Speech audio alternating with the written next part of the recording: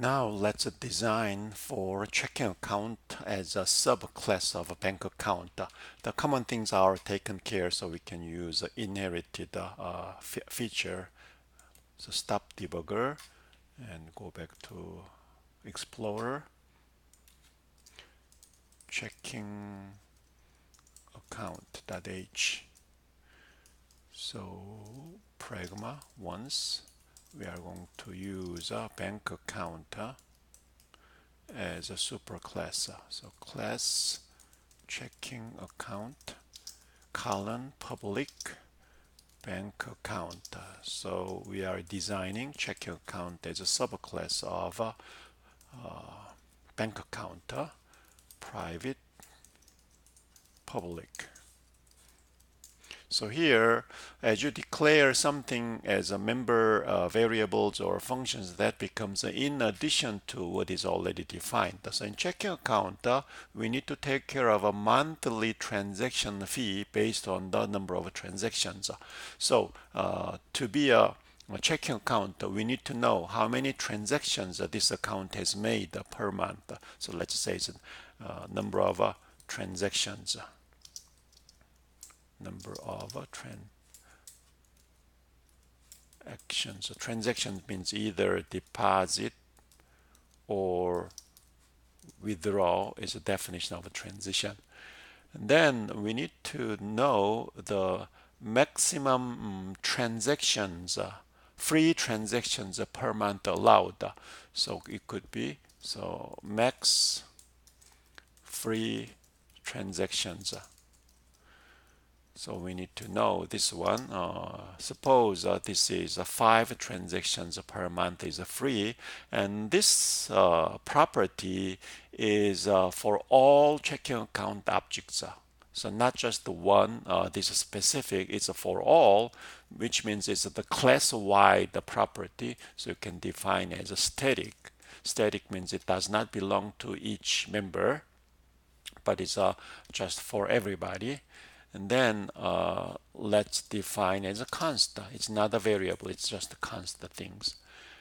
And then we need to define over transaction charge per transaction. So say similarly, this is for all checking account types as a constant int double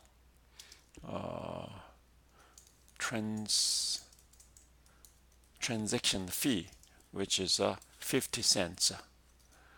If it exceeds the free transaction limit, so this will be the fee for each over transactions.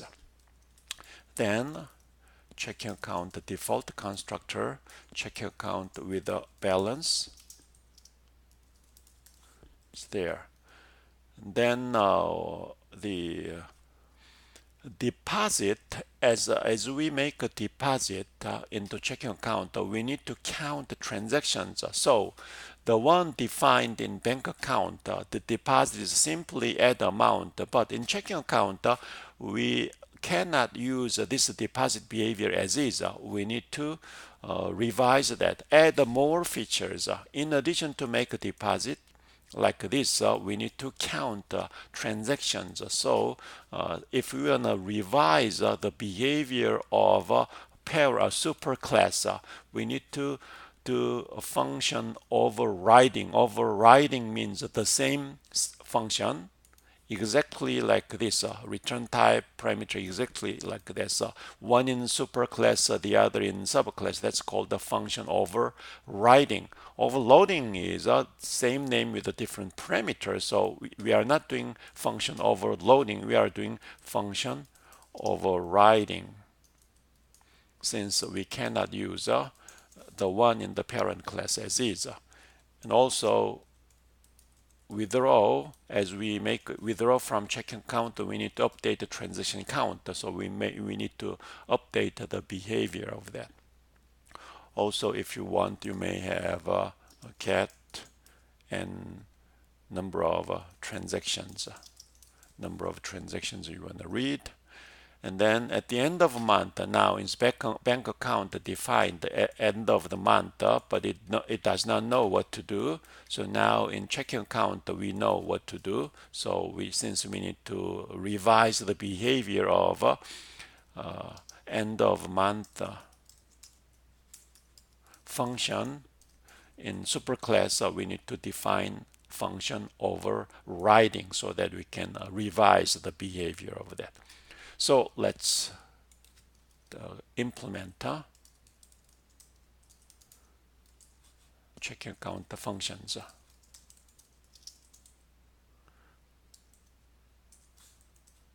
First, default constructor.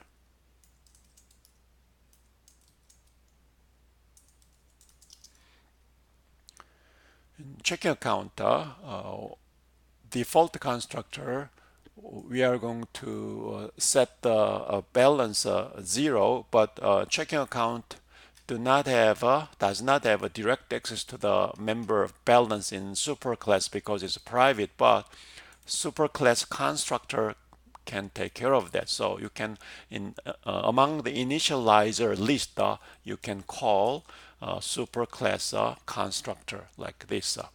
And then number of transactions, we should begin with 0. There.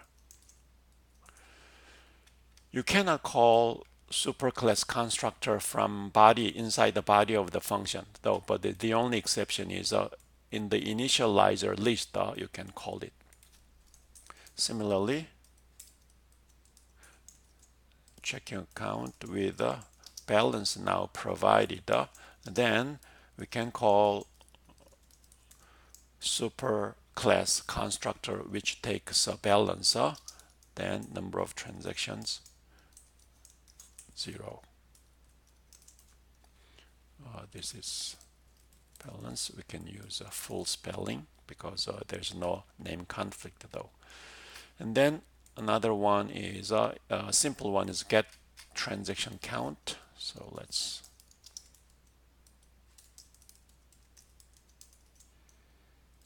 get n transaction, number of transactions, return number of transactions. Now deposit is there. Deposit, we need to update the balance, but balance is, as I told you, a private member, so we do not have a direct access to that. But in superclass, there is a deposit function which updates the balance by the amount. So in checking account, you can call deposit in superclass with amount, which takes care of updating the balance. However, if you use this way, this becomes a recursive call. I intended to call deposit of a superclass, but it's a self-calling recursive. So you need to specify this deposit is coming from superclass. The C++ syntax is a class name, colon, colon. So if you give a class name colon colon, you are calling deposit from this class. And then I need to update number of transactions. So here function overriding, deposit function is overridden such that it does what is done in superclass. In addition, we do some more things. So that's a perfect usage of function overriding. Let's do similarly for a withdrawal. Checking account, withdraw, amount is provided, and then we know that a superclass withdraw function takes care of the balance adjustment. Then we need to update the transaction count. And then the last thing is when it reaches at the end of the month, we need to do as follows. Checking account, end of month. What you need to do is if transaction count exceeds the free limit, then we need to charge that. So let's check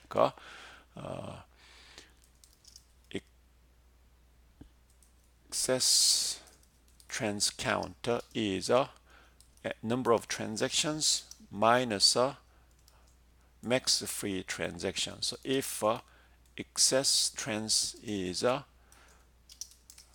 positive, means then there is exceeding the free limit.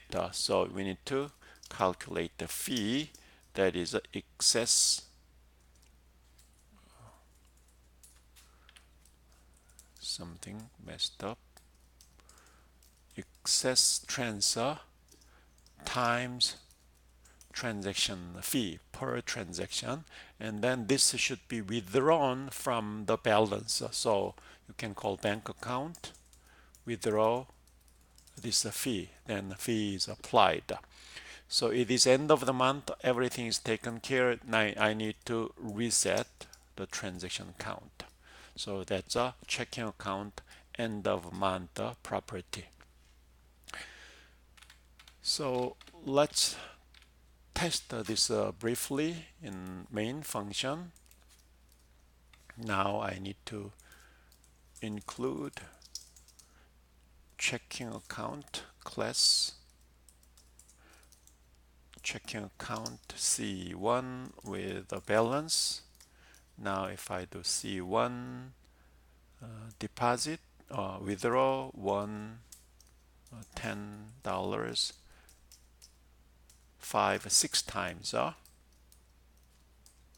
then and C1 get balance, and then let's do int C is C1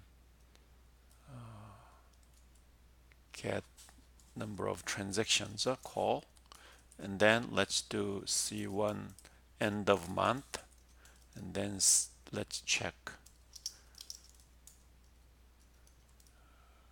get balance.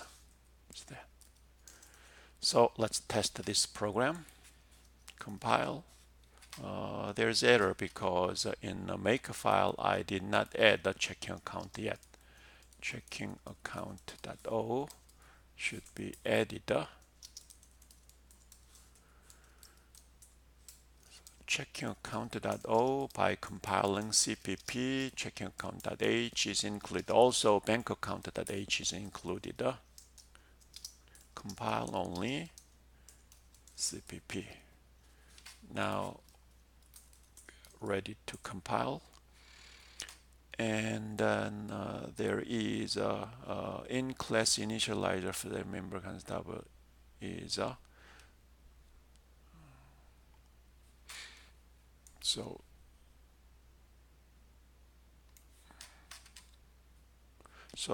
this is a warning.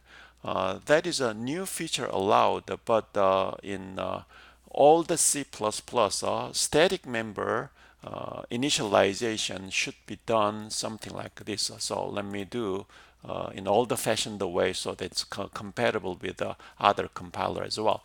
So what you need to do is just to define the variable like this.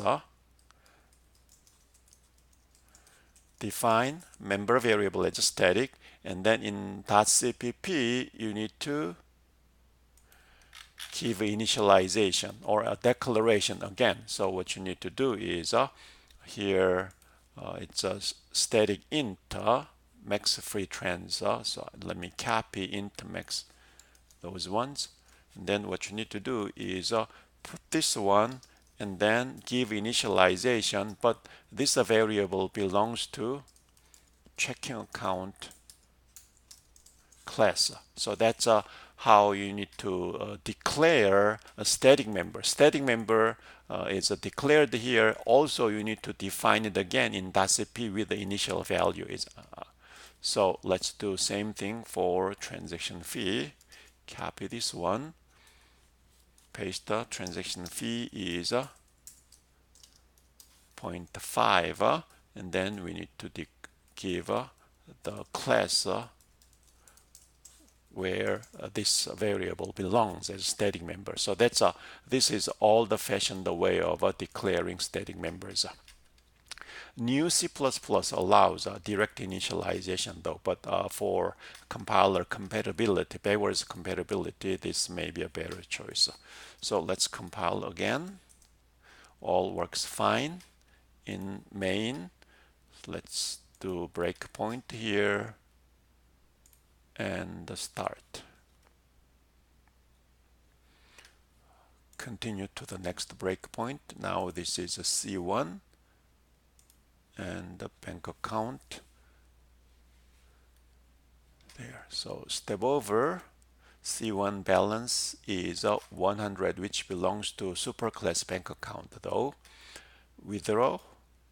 Now 90, transaction count 1, 90, 87, 60, 50, and 40, transaction count is 6. So balance N is 40, same as a balance. Now we go through end of month.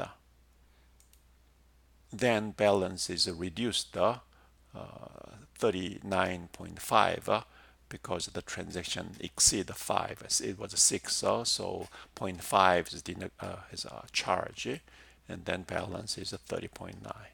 So 39.5. So it seems checking account is working.